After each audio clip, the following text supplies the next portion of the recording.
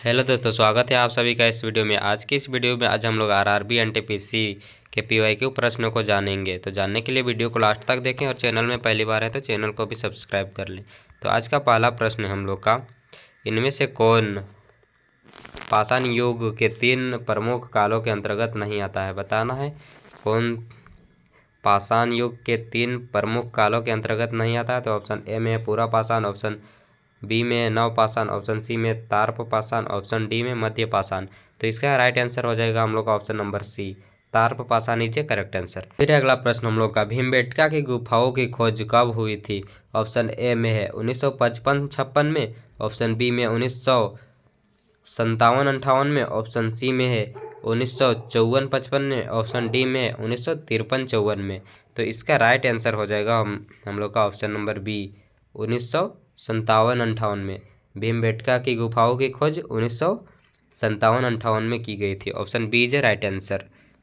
फिर अगला प्रश्न हम लोग का,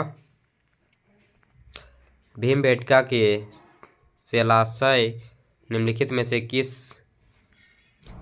में से किसके लिए प्रसिद्ध है? बताना है किसके लिए प्रसिद्ध है। तो ऑप्शन ए में है इसका मौर्य वंश के दौरान की गई चित्रकारी के चिन्हों की वजह से, ऑप्शन बी में मुगलों की मूर्तिकला के चिन्हों की वजह से, ऑप्शन सी में प्रारंभिक द्रविड़ काल के चिन्हों की वजह से, ऑप्शन डी में भारतीय उपमहाद्वीप पर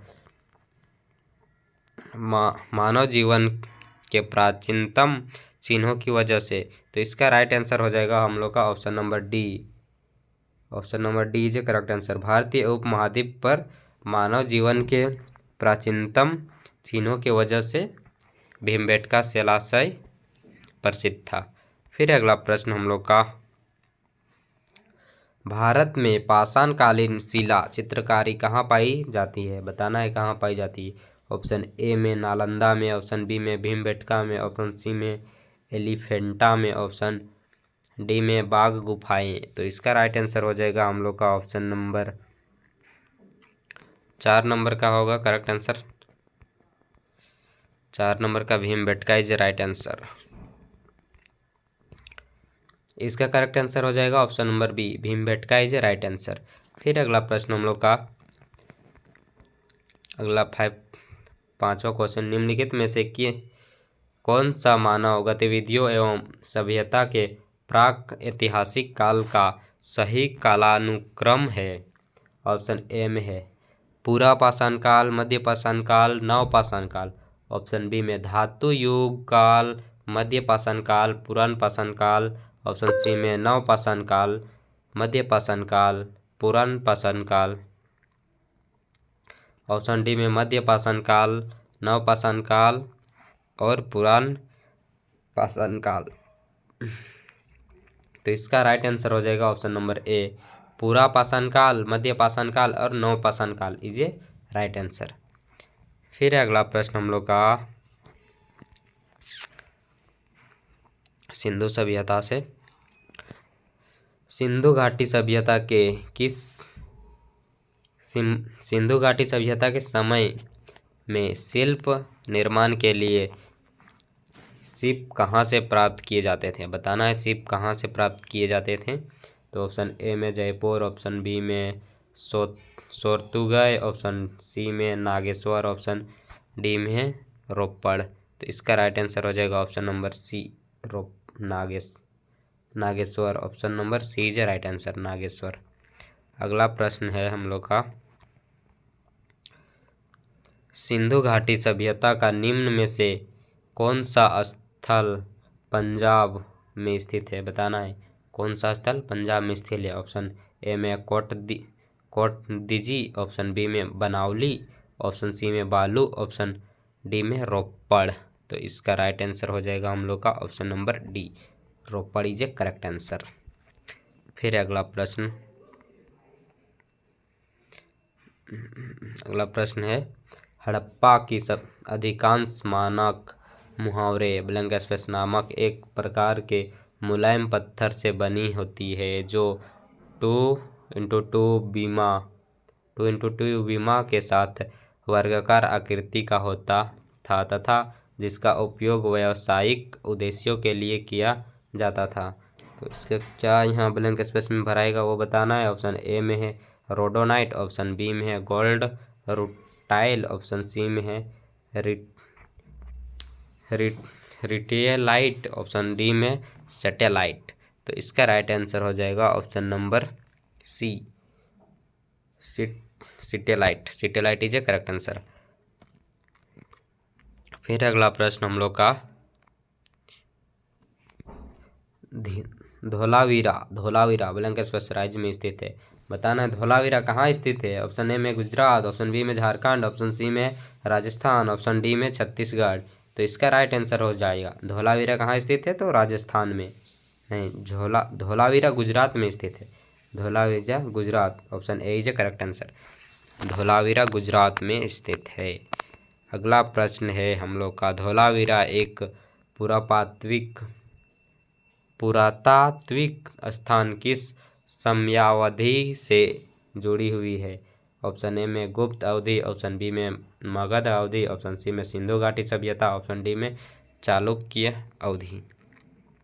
तो इसका राइट आंसर हो जाएगा ऑप्शन नंबर सी, सिंधु घाटी सभ्यता। Option number C is the correct answer.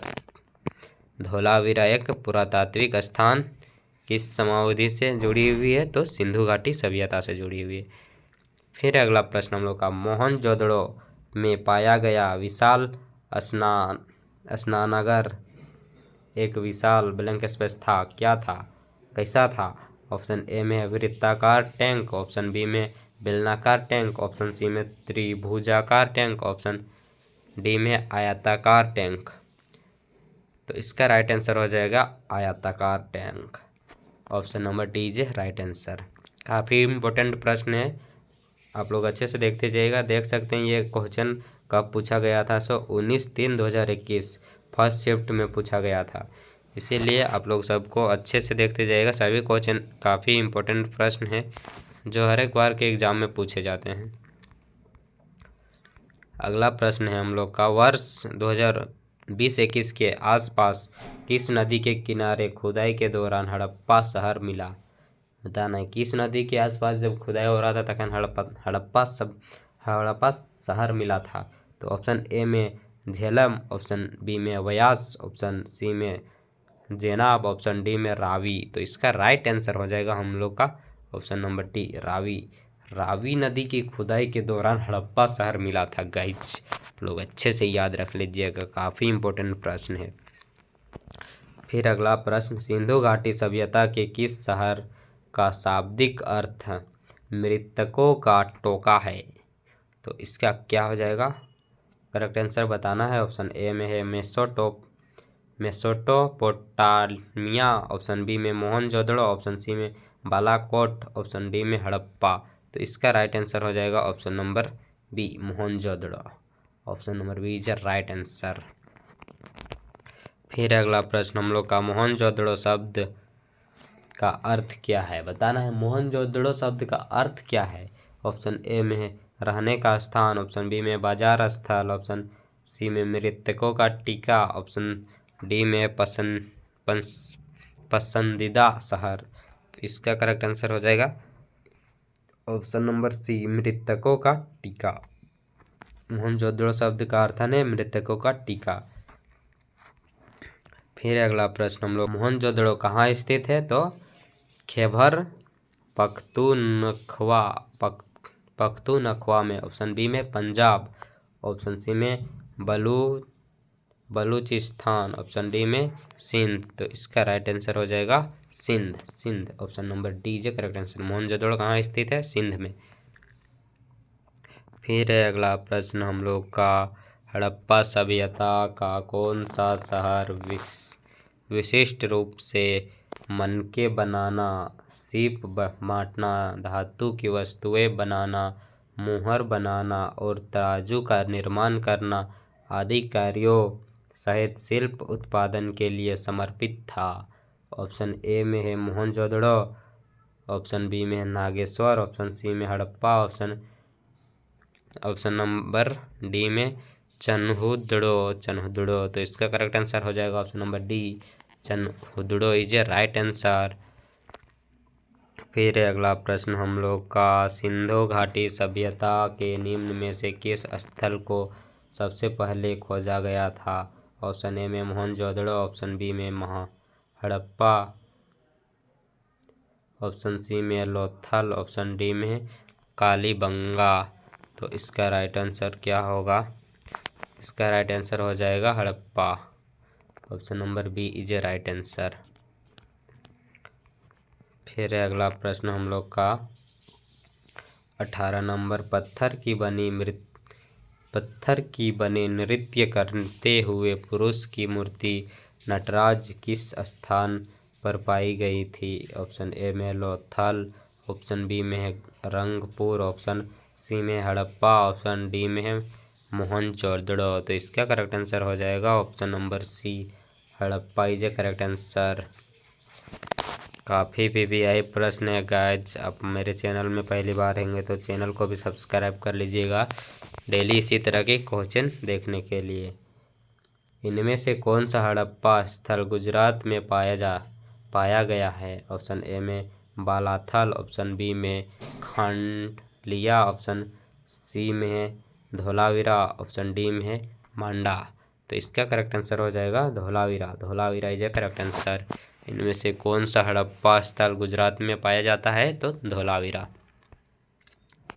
फिर अगला प्रश्न 20 नंबर, निम्नलिखित में से कौन सा स्थल सिंधु घाटी सभ्यता का हिस्सा नहीं है? तो ऑप्शन ए में है मोहनजोदड़ो, ऑप्शन बी में हड़प्पा, ऑप्शन सी में लोथल, ऑप्शन डी में उरुक। तो इसका राइट आंसर हो जाएगा Uruk. Option number D is right answer. आज के लिए इतना है। अगर वीडियो थोड़ा सा भी हेल्पफुल लगा होगा तो हमारे चैनल से जुड़े रहें और इसी तरह की वीडियो पाने के लिए हमारे चैनल को बेल आइकन को भी प्रेस कर ले। Thanks for watching.